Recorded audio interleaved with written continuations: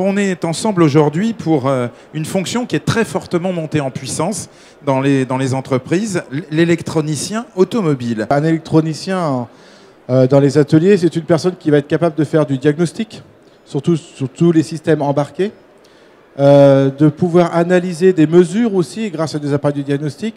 On est loin, en fait, aujourd'hui, on n'est plus sur des appareils diagnostiques, on va rechercher un code défaut, on va plutôt aller voir dans les paramètres pour aller mesurer des mesures. Et ces mesures, il faut savoir les analyser. Pareillement, sur des véhicules, aujourd'hui, on a des systèmes qui vont nous permettre de corriger la correction avec des caméras embarquées sur les pare-brises. Ça, ce sont les ADAS. Hein. Les ADAS, effectivement, les ADAS qui vont en fait permettre aux véhicules de se diriger droit. Et dans électronicien et diagnosticien, il faut aussi diagnostiquer des éléments mécaniques. Parce que si on a sur un train roulant un système de freinage qui est défaillant ou un système de direction défaillante, le véhicule va toujours corriger la ligne, mais en fait on aura une usure des pneus et qui ne sera pas lié à l'électronique, mais lié aux mécaniques. Quels sont les principaux parcours de formation qui permettent d'accéder donc au métier d'électronicien automobile? Alors aujourd'hui, un jeune qui sort de 3e peut soit s'orienter vers un bac pro un CAP 2 ans ou un bac pro 3 ans en mécanique des véhicules.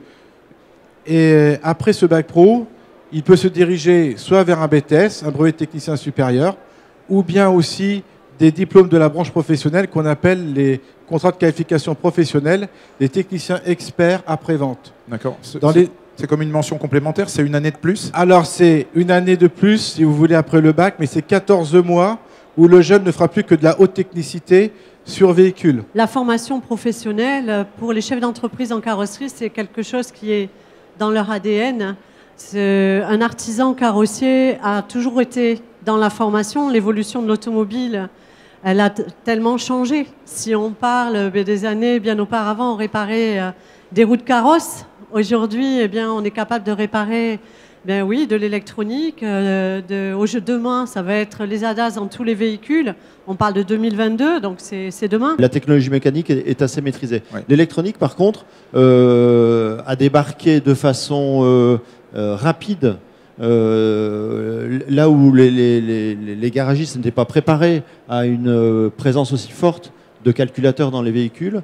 Et ça nous pousse à trouver des solutions pédagogiques qui tiennent compte de cette évolution qui ne cesse de s'accroître au fil des ans. Est-ce que pour être un électronicien, il faut être d'abord un bon électricien auto comme dans le temps? Alors je pense que c'est essentiel d'avoir une notion de base d'électricité fondamentale.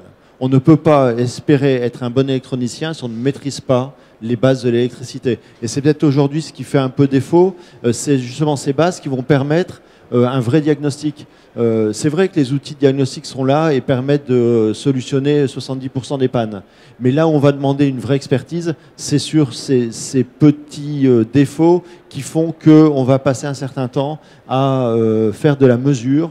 Et la mesure, c'est la base de l'électricité. Pour un électronicien aujourd'hui dans un atelier, est-ce qu'il faut que le chef d'entreprise, quand il le recrute ou quand il le forme, mise tout sur lui, c'est-à-dire l'organisation de type Cotec chez Renault ou technicien expert chez PSA telle qu'elle existait jusqu'à présent, ou bien est-ce qu'il faut qu'il forme tout le monde à l'électronique? Je pense qu'il faut former un minima tout le monde. Tout le monde.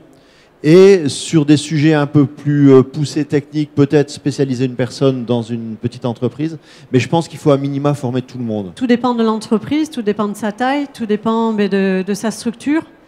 Mais le plus gros challenge aujourd'hui, c'est effectivement de séduire les jeunes, de les faire venir également, de leur donner envie de participer à l'évolution de ce métier. Mais pour les salariés que l'on a aujourd'hui dans nos entreprises, c'est forcément la polyvalence. On a des tout petits ateliers, entre 2, 5, 8, 10 personnes maximum. Effectivement, il faut que chacun ait conscience qu'à partir du moment où il va toucher un élément aujourd'hui du véhicule, les conséquences sont là. C'est toute la force des centres de formation. En fait, c'est de rendre polyvalent le jeune homme. C'est pas en 3 ans qu'on fera un véritable technicien en bac pro, ni en 5 ans.